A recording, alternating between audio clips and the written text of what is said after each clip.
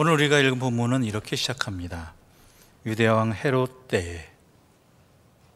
이 구절은 이 본문이 기록되어진 사건의 시간을 언제인가를 말하는 것을 넘어서서 이 유대왕 헤롯 때라는 이 구절 속에는 당시 이스라엘의 상황이 어떤 상황이었는지가 이 한 구절 속에, 이 짧은 구절 속에 담겨 있다는 것이죠. 여러분이 잘 아시는 대로 이스라엘 백성들은 바벨론의 긴 포로 생활을 했습니다. 그 생활이 얼마나 힘들고 고달프고 길었는지 그로 인해서 본래 사용했던 히브리 말도 잃어버릴 정도였다고 합니다. 그뿐만이 아니었습니다. 이것이, 이 고난의 자리가, 이 포로 생활이 이때로 끝난 것이 아니라 사가랴와 엘리사벳 제사장 부부가 살았던 때에도 이어졌고, 그때는 헬라와 로마의 연이은 압제, 그리고 이에 못지않은 헤롯 대왕의 학정으로 말미암아 이스라엘은 깊은 좌절과 절망이 깊이 드리워진 시대였습니다. 도대체 언제쯤 우리가 이 압제에서, 이 고생에서, 이 시련에서 벗어날 수 있을까 하는 그 기대조차 할 수 없는 너무나 많은 시간들이 계속해서 흐른 상태였죠. 헤롯이 유대 사회를 통치하면서 벌인 일들은요, 이루 말할 수 없이 이스라엘 백성들에게 고통이었습니다. 헤롯 가문 사람들이 유대 사회의 땅과 또한 부를 절대적으로 독점했다고 합니다. 그들은 로마 황실의 관계를 앞장 세워서 절대적인 정치 권력을 가지고 있었을 뿐 아니라 심지어 대제사장들을 중심으로 한 유대교 종교 세력도 자기들 마음대로 했습니다. 어느 정도였냐면은 특히 대제사장을 자기 마음대로 세웠어요. 그래서 자신의 정치적 정적이었던 하스몬 가문 사람들이 아니라 자기 마음에 드는 자기 편인 사람들만 세웠던 것이죠. 실제로 헤롯 가문이 유대를 통치하는 약 106년의 기간 동안 대제사장이 28명이나 바뀌었다고 합니다. 즉 대제사장은 거의 평생직이거든요. 그런데 이것을 자기 마음에 안 든다고, 자기가 좋아하는 사람이 있다고, 또한 자기에게 어떠한 물질적인 대가를 치렀다고 바꾸기가 일쑤였다는 거, 자기 마음대로. 원래 그게 안 되는 것이거든요. 그래서 대제사장의 평균 임기가 4년이었다고 합니다. 4년. 대제사장이요. 헤롯 가문의 입맛대로 갈아치운 겁니다. 경제적인 수탈 역시 막대했습니다. 당시 헤롯이 거두어들인 연 세금의 액수는요, 최소한 1000달란트라고 합니다. 오늘날 가치로 환산하자면 25조 원입니다. 엄청난 액수입니다. 당시 유대 땅이 어떤 땅이었는데요? 갈릴리 지역이 어떤 지역이었는데요? 못 살고 못 먹고 힘든 지역입니다. 가뜩이나 힘든 지역에서 그토록 많은 세금을 수탈하다 보니까 그 세금을 내지 못해서 땅을 빼앗긴 소작농들이 증가하고, 또한 권력을 갖고 땅을 가진 사람은 더 많은 땅을 가지고 부를 독점하는 사회가 절정에 이르렀다고 그러죠. 이 일이 헤롯 가문만의 일이었겠습니까? 로마 제국 또한 그에 못지 않았죠. 말로 표현할 수 없는 비참함 속에서 근근히 하루하루를 살아가는 땅이 바로 이스라엘이었습니다. 이스라엘 백성들이었습니다. 이런 시대 속에 살고 있던 사람 중에 바로 사가랴와 엘리사벳 부부가 있었다라는 것이죠. 게다가 이들 부부 역시 순탄치 않은 삶을 살아왔습니다. 힘든 삶이었습니다. 사가랴 부부에는 대표적으로 자녀가 없었고 나이도 많았다라고 기록되어 있습니다. 당시 자녀를 낳지 못하는 사람은 하나님의 복에서 제외된 사람으로 여겨지거나 뭔가 죄를 지어서 그렇다고 생각했습니다. 그래서 여인들은 자녀를 낳지 못하면 굉장히 수치스러운 일로 여겼죠. 게다가 사가라가 어떤 직업을 가진 사람입니까? 제사장이잖아요. 어떻게 제사장의 가정에 자녀가 없을 수 있겠느냐? 어떻게 저 사람이 제사장직을 감당하겠느냐라고 뒷말거리도 평생 많았을 것입니다. 그런 세월을, 그런 시간을 보냈을 것이고, 이제는 나이가 들어서 가망성도 없다라는 것이죠. 그런데요, 이 사가랴 가정의 상황에 대한 묘사는요, 그의 가정에 대한 이야기이기도 하지만 당시의 시대적 정황이 어떠했는지를 말해주는 것이었습니다. 당시 헤롯 대왕의 통치 속에 있던 이스라엘 백성들이 사가랴의 가정처럼, 그 가정에 자녀가 없던 것처럼 아무런 소망이 없고 아무런 열매를 거둘 수가 없는 상황이었다라는 것이죠.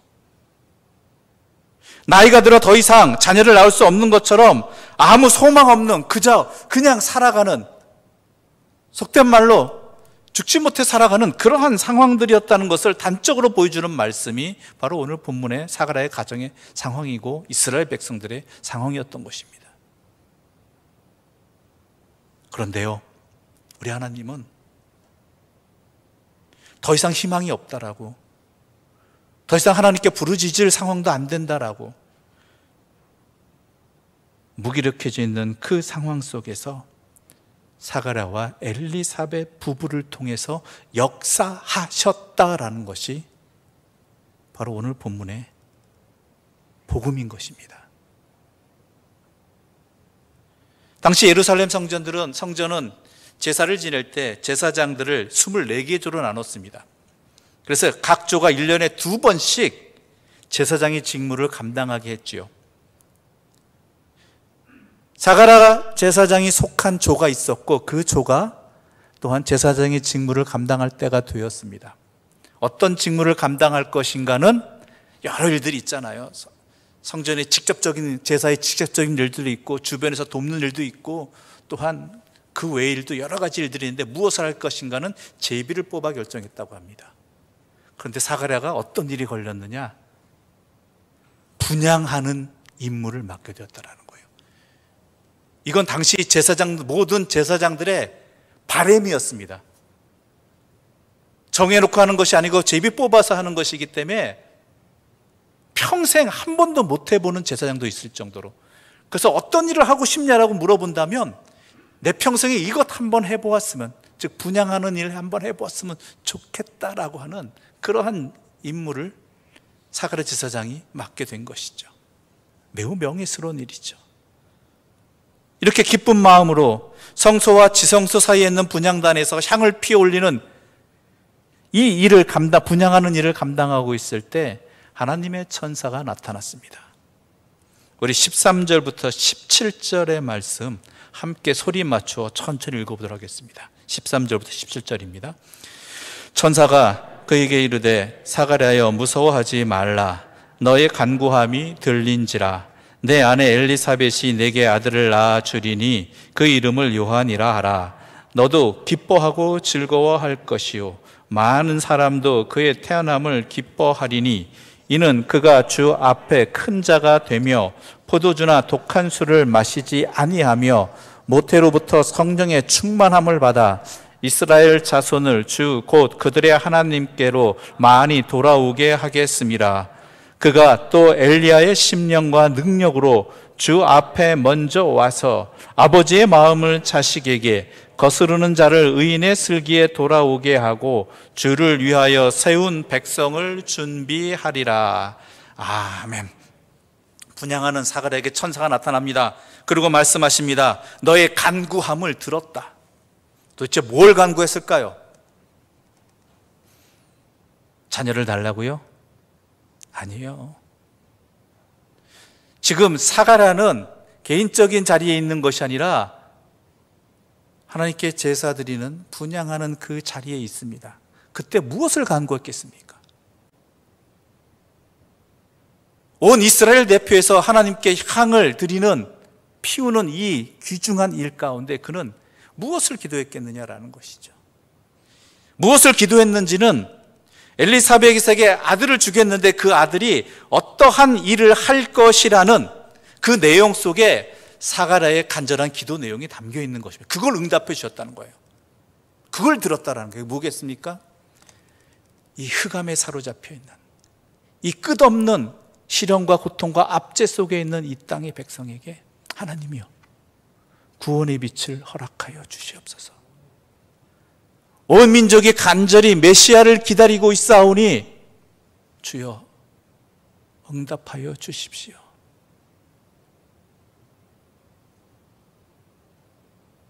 거기에 하나님께서는 응답해 주셨다라는 것이죠.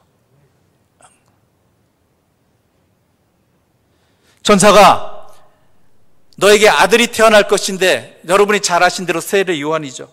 그 아들이 태어났다는 게 사가랴에 중요한 것이 아니라 그 아들을 통해서 하나님의 구원의 역사가 시작되어진다라는 것입니다. 우리도 앞서 읽었지만 그를 통해서 어떤 일이 일어납니까? 세례 요한을 통해서 이스라엘 자손 가운데 많은 사람을 하나님께로 돌아오게 할 것이다라는 거예요. 많은 사람들을 이스라엘 중에, 이스라엘 백성이 하나님을 믿는 백성이죠. 그런데 도리어 뭐라고 말합니까? 이스라엘 사람들 중에 많은 사람을 하나님께로 돌아오게 할 것이다. 그 얘기는 뭐예요?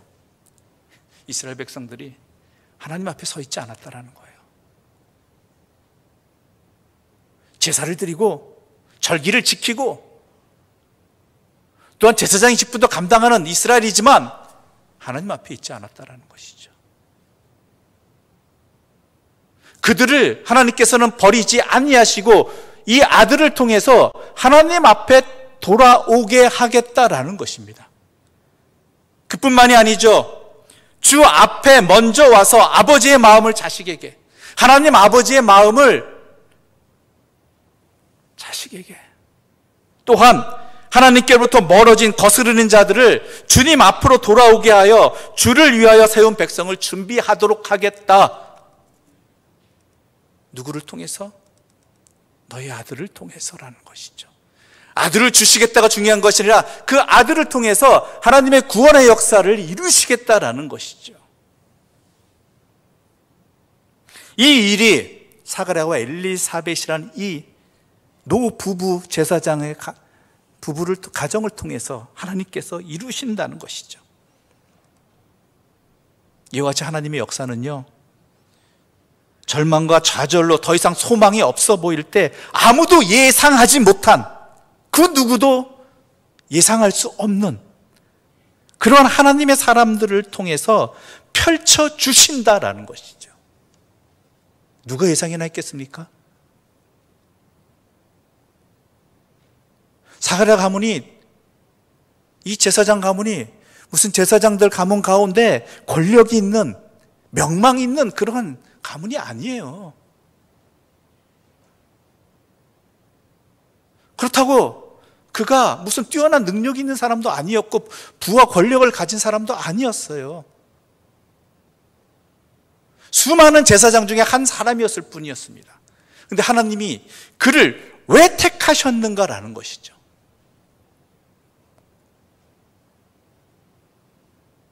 여러분 분명히 아셔야 됩니다. 우리 하나님은요, 결코 우리를 버리시지 않으시는 분입니다. 그 어떤 암흑과 시련과 고통이 끝이 없이 이어진다 할지라도요, 세상을 암흑이 지배한다 할지라도요, 지배하는 것처럼 보인다 할지라도 세상을 주관하시는 분은 누구이십니까? 하나님이셔요. 그 하나님은 우리를 결코 버리지 아니하십니다. 그런데 왜 그 하나님의 구원의 역사를 왜 이 두 사람을 통해서 이루시고자 했는가? 그 이유를 아는 것이 오늘 우리들에게 매우 중요합니다. 왜 이 두 사람인가? 제사장이라서요? 아니에요. 6절의 말씀 우리 함께 읽어보겠습니다. 6절의 말씀입니다. 함께 읽겠습니다. 이 두 사람이 하나님 앞에 의인이니 주의 모든 계명과 규례대로 흠이 없이 행하더라. 아멘. 당시요, 앞서도 말씀드렸지만 하나님 앞에 서 있지 않는 이스라엘 백성들이었던 이유 중에 그 모습이 대표적으로 어디 나타나냐? 제사장들 가운데 많이 나타났어요. 당시 제사장은 얼마나 많았는지 기록에 의하면 18,000에서 2만 명의 제사장이 있었다고 합니다. 18,000에서 2만 명. 당시 인구에 비하면요, 유대 인구에 보면 너무나 많은 사람이에요. 너무나 흔하게 볼 수 있는 사람이 제사장이었던 것이죠. 오늘도 그렇잖아요. 세상에 목사 얼마나 많습니까? 너도 나도 다 목사라고 이야기하잖아요. 조금만 더 하면. 이 시대도 그렇게 흔했다라는 것이죠. 그런데 이들이 어느 시대나 그렇지만 하나님의 영광을 드러내는 것이 아니라 도리어 하나님의 영광을 가리는 일들이 많았던 사람들이 제사장들이었다라는 거예요.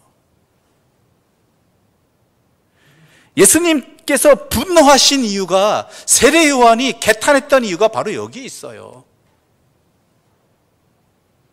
사람들이 어쩔 수 없어서 성전 제사에 참여하긴 했지만 제사장들을 신뢰하거나 존중하지는 않았다고 합니다. 그런데 왜 이 두 사람을 택하였느냐, 하나님께서? 이러한 시대 속에서 하나님 앞에 바로 서고자 애썼던 사람이라는 거예요. 오늘 본문은 뭐라고 말하니까 하나님 앞에 의인이라고 이야기합니다. 세상에 의인이 있습니까? 하나님의 말씀을 온전히 지키며 살아갈 수 있는 사람이 있습니까? 없잖아요.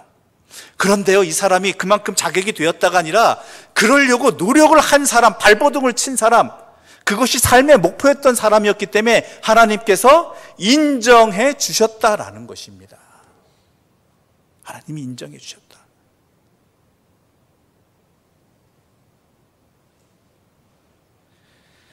세상의 어둠이 아무리 짙게 드리워져도요, 또한 세상의 타락한 문화가 우리의 삶을 지배한다 할지라도요, 하나님의 말씀이 우리의 삶의 영원한 말씀이 되지 못하게 왜곡된다 할지라도요, 하나님은요, 오늘도 자기 자신을 하나님 앞에 바르게 세우려고 몸부림치는 사람들을 통해서 하나님의 뜻은 펼쳐지신다. 하나님이 사용하신다라는 거예요.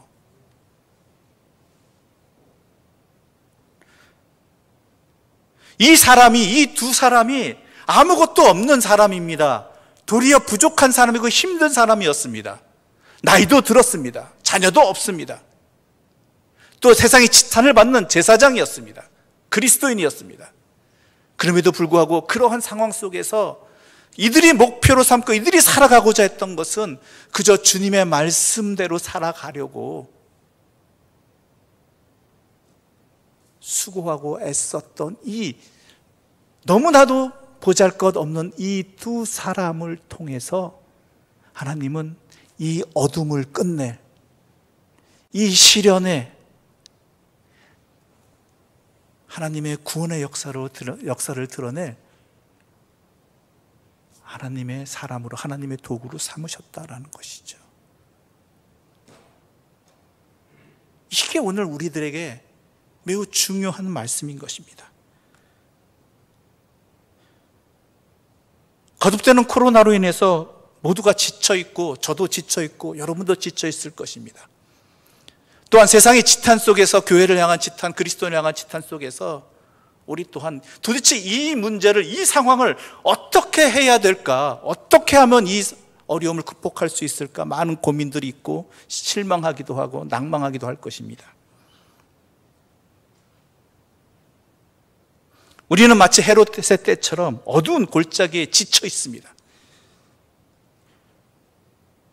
이 상황 속에서 하나님을 바라보기보다는 이 고난 앞에서 실망하고 절망하고 있는 것이 우리들입니다.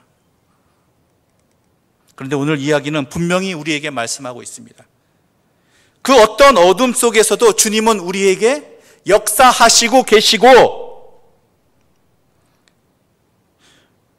우리 앞에 아무리 큰 어둠이, 깊은 어둠이 짙고 오래되어도 길이 보이지 않는다고 할지어도 하나님께서는 주 앞에 서고자 하는 이 매우 연약하고 작은 이 사람을 통해서 하나님께서 구원의 역사를 시작하고 계시다라는 것이죠. 방법이 여기 있다라는 것입니다. 우리가 해야 할 일이 바로 이것이다라는 것입니다.